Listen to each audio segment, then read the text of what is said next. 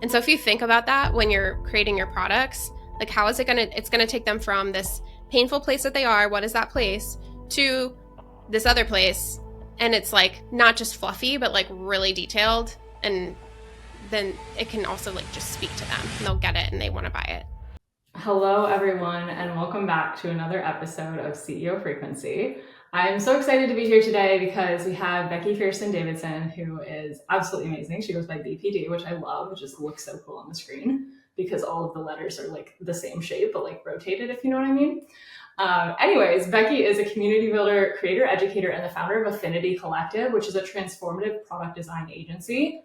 She focuses on serving membership creators. She has loads of experience in like product design, offer design, and helping you craft an offer that's really going to sell, but is also aligned with who you are. So she works with online education entrepreneurs, helps them simplify their customer journey and improve their member retention, which we can all benefit from because we need to build a growing and thriving community in our business in order to have that longevity that we're all seeking. So Becky, thank you so much for being here today. I'm so excited to have you. Why don't you just tell us who you are and really how you got to where you are today? Awesome. Thanks, Allie. Thanks for having me. I'm really excited. So, okay, I'm going to tell you the whole journey because it's a little bit of a ride. Um, so I went to design school and studied architecture. And coming out of school, I worked in an architecture firm for only 1 year before I was like, this can't be what my life is like, right? Like I think it was my third year. It's a 5 year degree. And my third year, I had an internship where I was like, oh no, I don't think I like this profession. I loved school, but I really struggled with, yeah, just like being an employee. I'm sure other entrepreneurs can relate. I like to joke that I'm like very unemployable. So I stayed for a year and then quit my job and I moved to Silicon Valley and I did one of those 10-week boot camp certification programs to learn user experience design. So a different type of design than, my degree was in, but still related. A lot of things were transferable. Transferable skills are everywhere, right? Like they're in everything we do. So I'm a big believer in that. And you don't have to pick like one path. You can really pivot and kind of follow your curiosity. So I did that program and I ended up landing a job at an agency as a product designer. And I got to work with tons of different types of businesses. So lots of startups in healthcare. And so I was actually designing app interfaces for like the digital products that we use every day. And so I got to work with small startups, but I also got to work with Fortune 500 companies like Berkshire Hathaway and Remax Real Estate and huge, huge brands. And so we got acquired. I was there for 5 years. It was, and as the company grew, the projects just kept getting larger. The companies kept getting larger. And I really missed that like early stage entrepreneur startup energy where people just wanted help with figuring out exactly what they should build. And so I really missed that stage. And that's when I like became curious about the creator economy and the information industry. And I just became really obsessed with like online education companies. And so I joined Jay Klaus's membership. I joined Section School. I joined Boss Babe's membership. And I just really started digging into online education.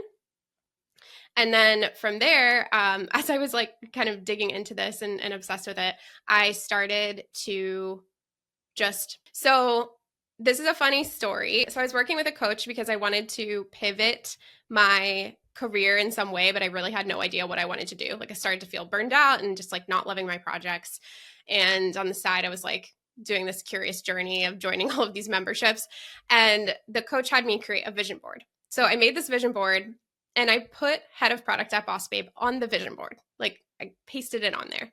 And then I really believe, like you said, a vision, but you also have to create an intention behind it and like action to follow it up. And so the action I took was I put on LinkedIn, like a notify me if this job becomes available.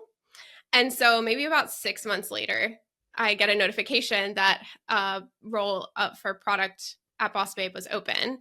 And I applied that weekend. I remember dropping everything and like spending my whole weekend on the application. And I made a video that I sent to the COO and Marissa Leeson, who's like now a good friend of mine.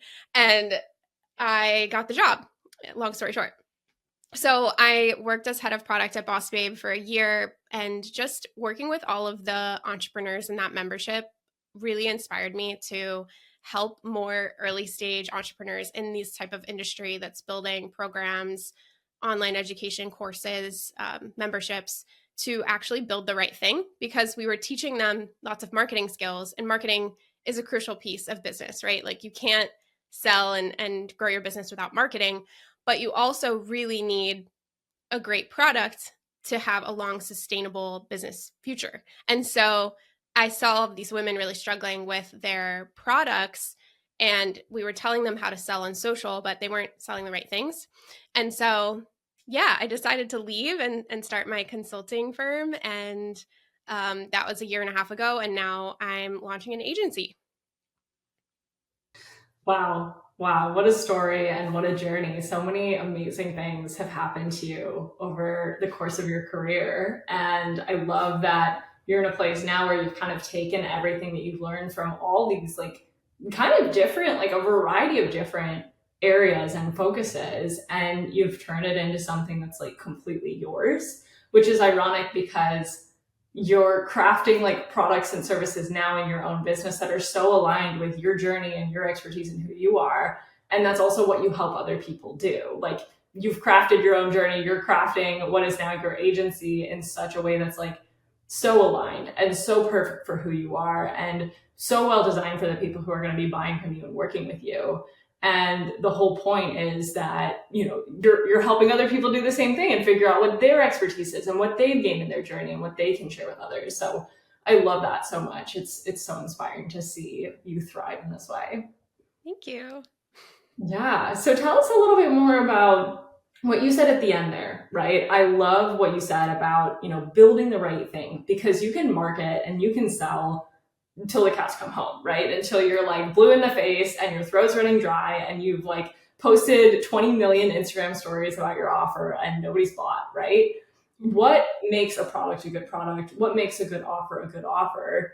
What goes into that, right? Like what actually goes into crafting something that's not only going to sell, but also is true to you as the leader of the business and the brand? Yeah. So the thing I always say is that people get really excited while they're like taking a shower because they had some like brilliant idea. They're like sparked by inspiration. They're like, this is it. This is the thing that I need to make. Or you have some really great experience. You maybe take somebody else's program and you're like, I could do something like this, similar to this in my industry or niche or whatever. And don't get me wrong, those are great things to like start from. And of course, like we all have different sources of inspiration, but we also need to really understand like who we're serving and build something for them. And what I mean by that is, instead of jumping to like that final idea, like this is the thing that I'm going to build, actually validating that concept, and even taking a step back and saying, okay, that here's an idea, but like, what are 100 other ideas?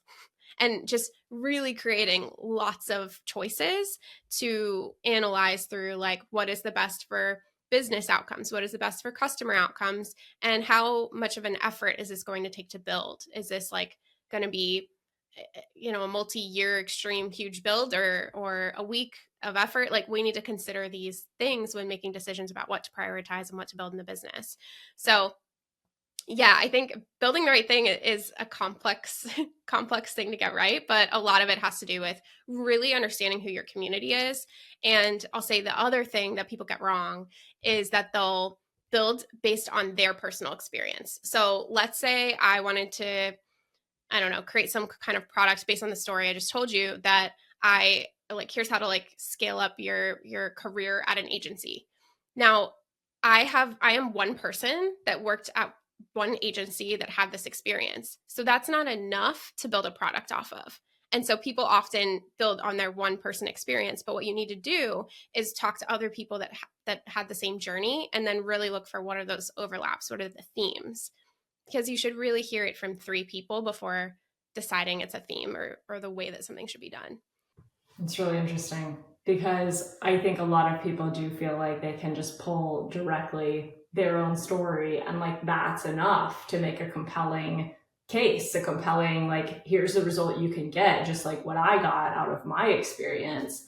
never thought about that before in terms of like going out and asking other people, is this true for you? Is this something you experience? Like, can somebody else take the same steps I took and get the same outcome, the same desired result?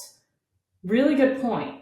So how does somebody do that? Like, how does somebody actually say, okay, like this was my experience. How do I validate that experience as being useful and then turn that into something that can help somebody else repeat the same process and get the same outcome? So I love this tool called assumption storming. So you sit down and write every single assumption you think that you're making. This is hard because you have to like face your demons a little bit, like, and check your ego at the door. What are all the things that I believe to be true, but I do not have the data to back it up? That's a sentence. So what do I believe to be true, but I don't actually have the data? Because one person's perspective is not enough data. And so there are going to be things you know for sure because you have the proof, you've done your research, whatever. But then there's going to be things that you are just assuming because of your own experience or your own beliefs. And so that is like the starting point of your research strategy, your research plan. And by research, what I mean is talking to customers one-to-one. That's qualitative, quality research, quality data. And then also getting quantitative data through other ways like surveys and things like that. And then you look at all of this data together to analyze it and help you really find what are the key insights, what are the key milestones in that journey. So if we're talking about a transformative journey and experience that we really want to understand, not just our own perspective, but other people like us, then we can ask them like, hey, how did you get here? What were like the main challenges that you went through? What would you say are some of the moments that like you celebrated along the way? Then you're starting to understand what are those milestones that they're hitting and what are the things that they really struggled to overcome, because that's going to start to tell you more about that customer journey. Fascinating. Fascinating. Okay. So it's sort of like market research, except like behind the market, right? Because your market or your audience is the people who want to have that transformation or that result created in their life or in their business or whatever it may be. But you're doing sort of like the people, you're doing research on the people who've already achieved that, right? The other people like yourself who have gone through that process and have followed a set of steps and like, okay, if this was true for me, was this true for you? What did those things look like? What were the markers of success along the way? Because then you can reverse engineer the product that's going to help people achieve each milestone along the way. Exactly. Yeah. And when it comes to like transformation products, which is what my agency focuses on, that's my approach. I really look at like having conversations with the people that have accomplished it, and not just the people that have already finished, but also some people that are in the middle of it. So you want to make sure you talk to people that are also in the thick of it, because there's things we forget about the really hard days. Like I'm like, oh yeah, like I like, worked at this agency. I was like this baby product designer and I left as like a principal strategist. Like, no, easy peasy. Like, no, there were like a lot of days I cried, Right. and just being like really honest about, but like, could I tell you why I cried? No, I don't remember. Yeah. You get what I'm saying? Right. Exactly. So like the nitty gritty details of that journey. So, okay. So I'm curious then, like once you have the steps, like once you know, okay, this is the formula, so to speak, like these are the foundations, these are the steps, like this is the formula to achieve the result. How does one best package that, right? Because there's so many, like, there's such a range of products available on the internet right now. Like everything from, a full blown course with like maybe group coaching and one-on-one sessions and like a community feature where you can like chat with people in a Facebook group type of environment, all the way down to like a PDF that you can buy for like $7, right? Like there's such a range of products. There's such a range of digital options. Like I even saw an ad just this morning actually for a digital product of some sort. I don't even really know what it was because the ad was pretty unclear, but like this is becoming more common in the online space, right? Like this is one example. And it was like a video of a guy in front of like a video. You know how you can do like the layered videos. Yeah. And he was scrolling through this Google sheet he had put together. And this Google sheet was like just a series of exercises, like a series of tasks that you could do in your business. Next to it was like an uploaded PDF file or resource of some sort. And then the Google Sheet contained a whole system where you could like track your progress as you checked off these different like tasks that you could do in your business, like run this type of ad or like post this type of content or just like a series of playbooks. And no idea who the guy is, like not faulting anyone or like pointing fingers at all. But I saw this ad and I'm thinking like, this seems like a huge waste of time. Like if I download this Google Sheet, like if anybody downloads this Google Sheet, that's just a set of generic playbooks, a set of generic tasks that you can sit and spend hours and hours like doing haphazardly, right? With no like clear direction or aim, where's it really going to get you, right? So there's a whole range from like really valuable products and services to like really weird, like, why am I spending my money on this sort of things that you end up regretting. So how do we create experiences that people walk away from feeling like, wow, I'm so thankful I invested in that. I'm so thankful I saw that ad or I saw that social media post or my friend told me about so-and-so and this was the best investment of my life. Like, how do we create that type of experience? How do we package it in such a way that, like, again, it's not a series of, tasks in a Google Sheet that we have to complete, because I feel like that could be a little bit awkward. But is something that people actually want to engage with and want to spend time with, want to show up for. Yeah, it's all about ROI, right? Like, what is the return on investment for the energy and time and money I'm going to spend on this product and using it? And so if you think about it like that, and this is where my user experience design training is like, that's what I use the most in anything I do, because the best UX designers in the world are incredibly empathetic. They're able to put themselves in the customer's shoes like so easy, right? And so I always think, okay, if I was a customer going through this experience, what at each touch point, where am I going to get stuck? What questions am I going to have? How do I want to feel? I think a lot about emotion. That's the thing that people don't pay as much attention to. It's like we think about a customer journey like steps, but we don't think about the emotional roller coaster that goes along with it. And whenever somebody's feeling low, that's a huge opportunity to serve them and lift them up. And that could be simply with like a message or a card or a PDF that they get, whatever. But just thinking about all of those little low moments and how to lift them up. And so anyway, when it comes to packaging, you want to think about how do you present the outcomes and the ROI and really think about the full journey that gets somebody where they're trying to go. And so I think a good place to start is writing some kind of transformative statement. Like, I'm going to help people go from A to B. And you need to be able to write that sentence.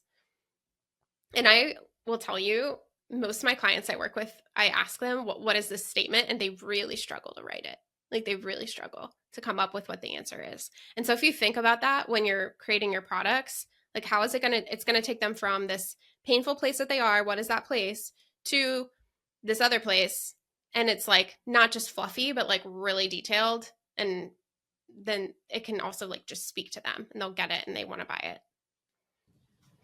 Interesting. Yeah, it's a really good point. I like your point about empathy, like actually putting yourself in the shoes of the person who's on the other end of this experience. I think that's actually probably the biggest thing that I see missing from the online space. I see people creating offers that like excite them and like feel really good to them and like relate to their experience and what they know or what they believe to be true. And they're not actually thinking about, okay, like what does my ideal client need?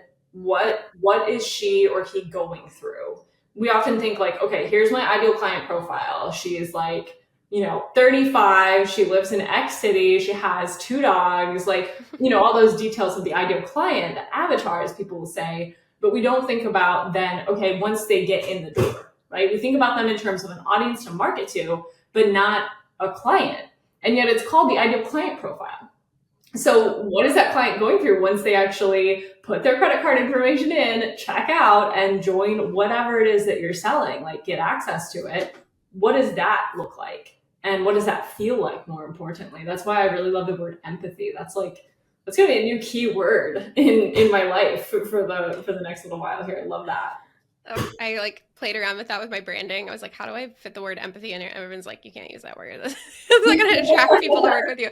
But yeah, it's like the crux. And my biggest beef with digital products today are that we focus so much on the marketing that people get in the door and then we don't take care of them afterward. We're not thinking about the welcome sequence, the program emails that go along with the course. Like if you want somebody to actually go through and take your course modules, you need to email them and remind them to do it because it's not something that's built into their rhythms and their behavior already. We have to train them on that. And that means nudging and reminders. Yeah, yeah, the little details. It's so important. And it's interesting because not only is that going to give your clients a better experience and make your offer stronger and more potent, more transformative, and just a better overall sell, but to take it back to like, okay, what does this do for you as the business owner? Like, it lends itself to more sales too. Like, if we are going to get selfish about it and be like, okay, what's in it for me? Like, putting in that additional work to create a killer offer, a killer program, or a killer product, you're going to make more sales off the back end. Not only are people then going to like love the experience with you and refer people to you, but they're also going to want to like buy from you again when you launch your next product or your next service or your next tier of the same offer. They're going to want to be a part of it and upgrade with you. If they buy from you, get instant access to something. Everybody's all about like instant access, like passive income, right? But then they just kind of fizzle out and don't really make use of whatever it is that you just gave them. They disappear off the face of the planet and they're going to forget who you even are like in the next 30 days. So how can you both provide the best possible experience for your client and also create longevity in your business by crafting a product that actually is ideal for both parties? Yeah, and the thing with low ticket offers is that you need to also blow them away with experience because if you ever want them to make it to like that higher ticket experience or your larger course or program or services, then you have to blow them away with the low ticket stuff. And so that's another missing piece. It's like, oh well, this is like cheap, let me just throw up a sales page and like put this $40 thing together. But if it's not really amazing and incredible, then what makes them think that your other things will be incredible? And so over delivering, this is something I work with my clients on. It's like scale back the offer, simplify, set the bar here, like, normal, and then blow them away with experience and set the bar way higher. And so think about it. Like if you go somewhere with an expectation in your mind and you're like, okay, this is the type of experience I'm expecting to have. And then you have a way better experience than you ever expected. What are you going to do? Go back. Go back and you're going to talk about it. Yep. And when you talk about it, you're helping market it to your friends. And that's literally word of mouth marketing. It doesn't happen unless somebody's blown away. And that means we can't set the expectation that you're going to get $100,000 worth of value slashed. And now it's actually like, you're going to get it for $5,000. It's like, then they're literally going to expect $100,000 worth of value. You know what I mean? Like this is one of those marketing tactics that makes no sense to me from a product growth standpoint, because on the other side of the product experience, to your point, like we're thinking about growth flywheels and how do you get people to refer other people. And so I'm not necessarily like a front end marketer. I'm not going to build a funnel, but I will help look at a product and say like, how can we grow the word of mouth marketing? How can we create flywheels that help us grow the product from the customers that are already in there? And what that means is that the experience has to be stellar. Yeah. Yeah, absolutely. Absolutely. And that gets into another thing I wanted to ask you about, which is like the stickiness, right? And I know you focus a lot in your work in general on like membership related offers or community related offers where it's like it's not just like a one time purchase. It's not just like one and done. They buy the thing for $40 and they're gone. Like you want to create longevity and community and build something that lasts with your clients. So I'm curious, like what does that look like in a membership environment for people who are building, whether it be, some sort of community or a mastermind, whether it be a platform model like what we have at Satva, like what do you see working and not working? And how does everything we just talked about in terms of like the client journey and the like understanding of the ideal client and their feelings along the way. How does that factor into an offer where it's kind of like a forever thing? As long as they want to be a part of it, they can be. How do we make that as sticky as possible for the indefinite future? Yep. So I like to think about it like continuous discovery. So you're always, oh, let me back up. The problem is people think things like this are set and forget. Like, oh, I'm going to set up my community, I'm going to set up my membership model, and then I'm good to go, recurring revenue. Awesome. But the reality is that we need to continuously adjust and improve and make things better and pivot, because we're talking about people products. We're talking about like people connecting with other people. And guess what? People evolve. Just like all of us, we're constantly pivoting and shifting and figuring out our new thing and our changing our values and our mission and whatever. And so you have to continue to be curious about your members and get to know them really well, so that you know how things are shifting, what's changing, what their struggle in April might not be their struggle in December, you know? And so really understanding the different stages of what they're going through, and kind of using that information, using that connection with them to drive your programming and whatever else you're doing in the community, then it's constantly feeding itself. It's like a cycle. Like, you're going to tell me something that you thought was amazing about this event, and or something you want next time, and then I'm going to make that adjustment for next time so that you continue coming, because the second we have a bad experience, we dip.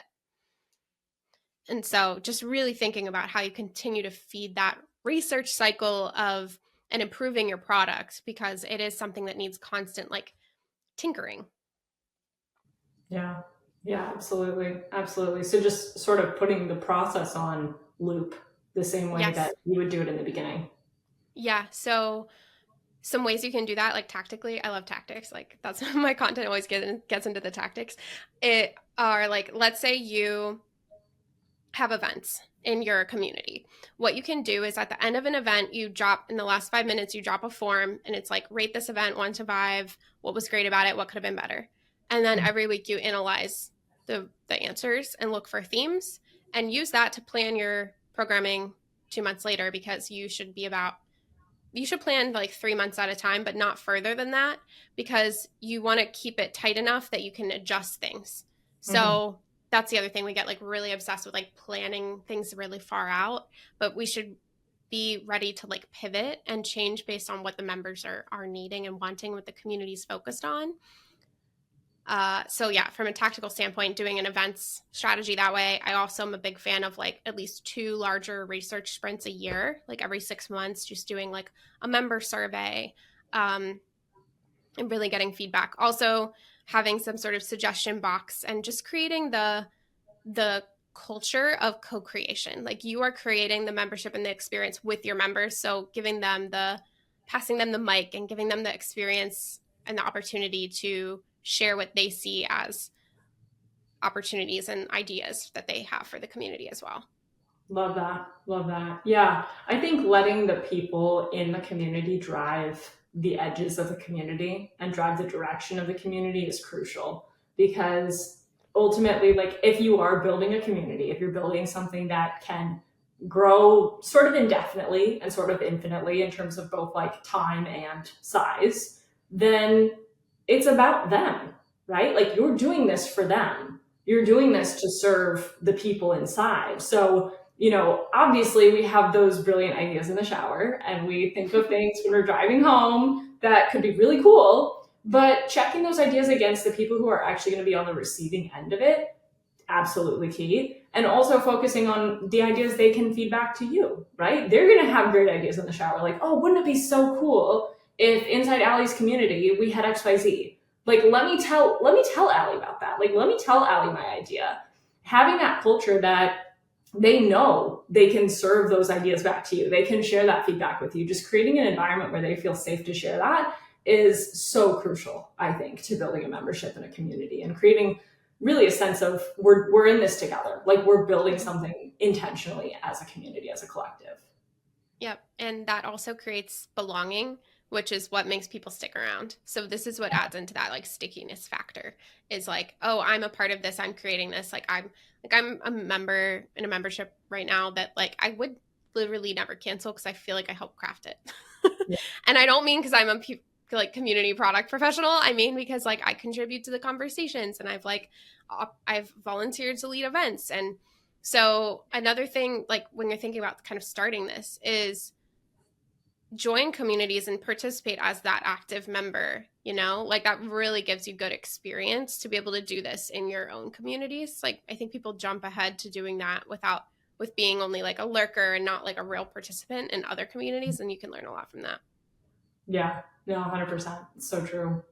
And I've definitely, yeah, I've seen both sides. And I've seen really, really well crafted products and communities, memberships, courses, like you name it. And I've also seen the opposite end of the spectrum. And I wasn't actually going to ask you this, but now I'm like super curious because I know you've seen it all. I know you've experienced like probably everything under the sun. So, like, what are some of your I would say like pet peeves in the online space right now in terms of like what you see and you're like, oh my gosh, please stop doing this. Like this is the worst thing ever. Not to like rag on anyone, but as sort of a cautionary tale of like, this isn't going to work. Or like, even if it is working, here's why it's like not going to work long term. Because one of the things, I'll share one of mine to kind of give an example and also, again, not rag on anyone, but give an example of like sort of what I see as concerning is there's like this sort of cult of personality vibe, especially in the coaching space, where it's all about the coach and like how amazing they are and everything that they're going through and all of their successes. And it's kind of just like, look at me, look at me, look at me, and like buy from me because I'm amazing. I'm a superstar. Like I'm so cool.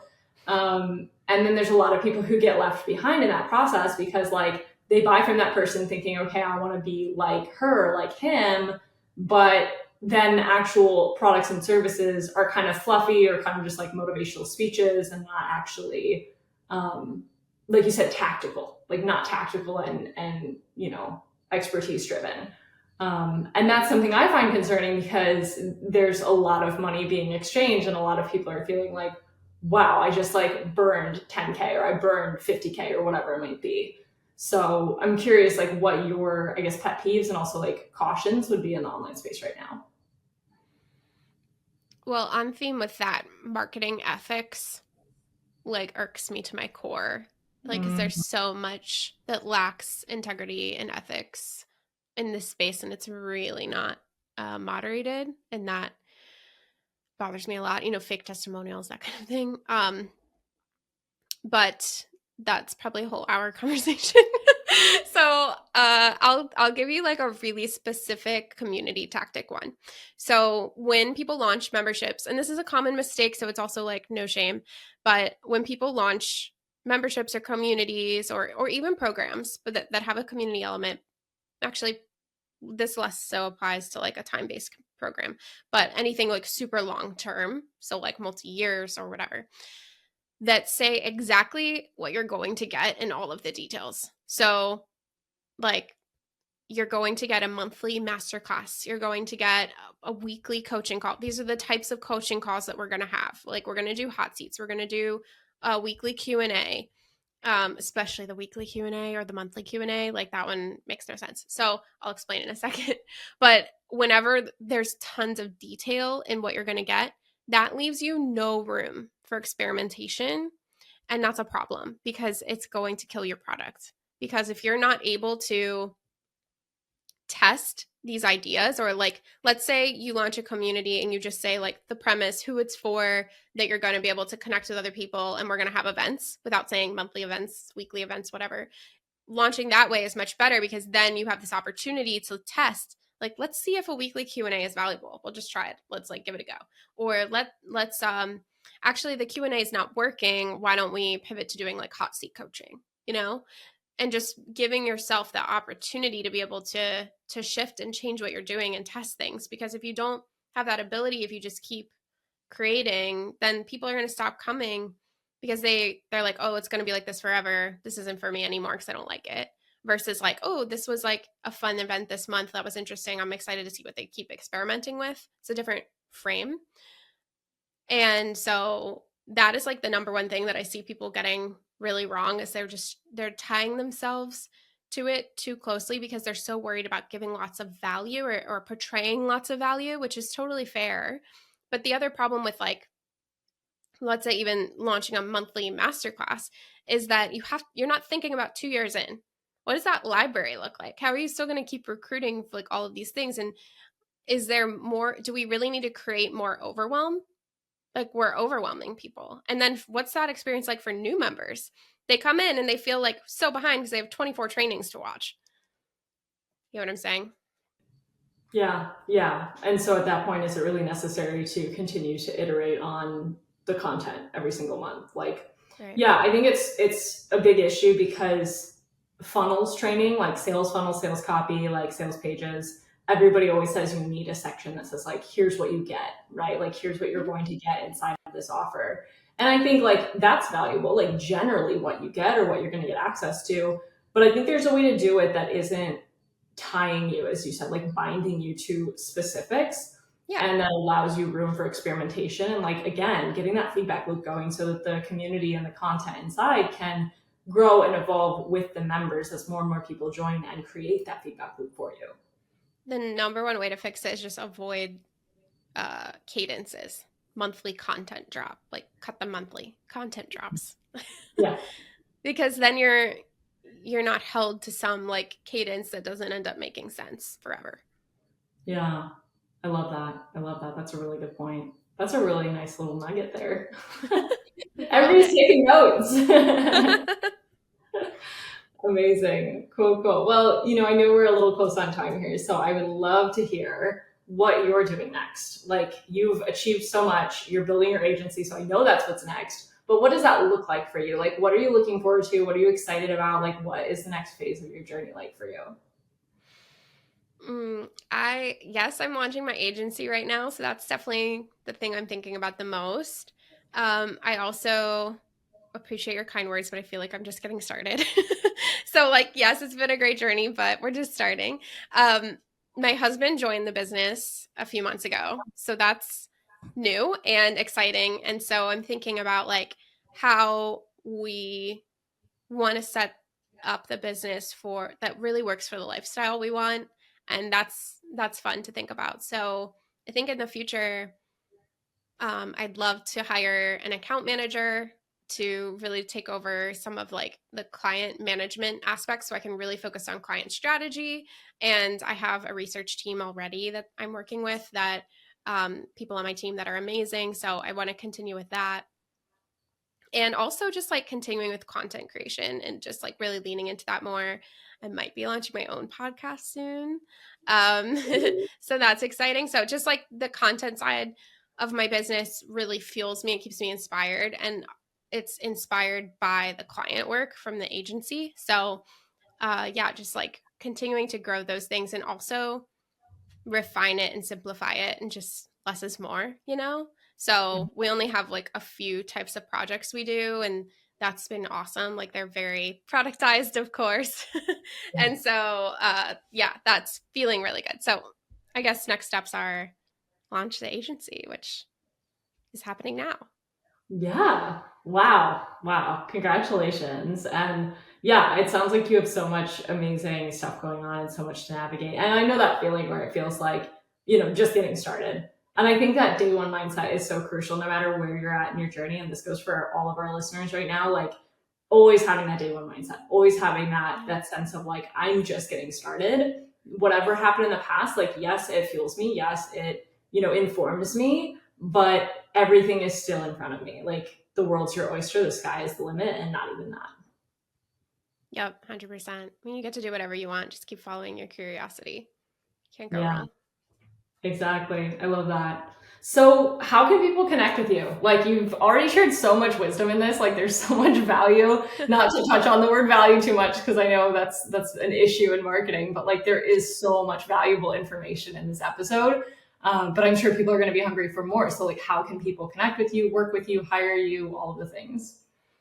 So I'm most active on Instagram and LinkedIn. So my Instagram is build W Becky, build with Becky, build W Becky, and my you can find me on LinkedIn just under my name, and my website's beckypierson.com. So I have a free weekly newsletter I send that has lots of tactical stuff. So if you liked the little tactical nitty-gritty in this episode, you'll love the newsletter. Awesome. Awesome. Well, we will put all of the links in the show notes so people can reach out to you. Thank you so much for taking the time today. Last piece of advice to anyone who's like trying to launch a new offer, is there something you would like leave our listeners with that's going to make the biggest difference in that process for them? Have 5 one-to-one conversations and don't pitch the idea. Just ask them about their challenges and what they're focused on around your subject matter, and you'll be able to improve your offer for sure. And you'll see trends between like in only 5 conversations. And everybody cringes at doing it, but just do it. You will build a better product and make more money, I promise. Yeah. Have more impact. 100%. I love that. I love that. That's huge. Well, thank you. Thank you again for taking the time. This was so much fun. I learned a lot too, honestly. Yay. Awesome. Thanks for having me, Allie. This is great. Yeah, of course. Of course.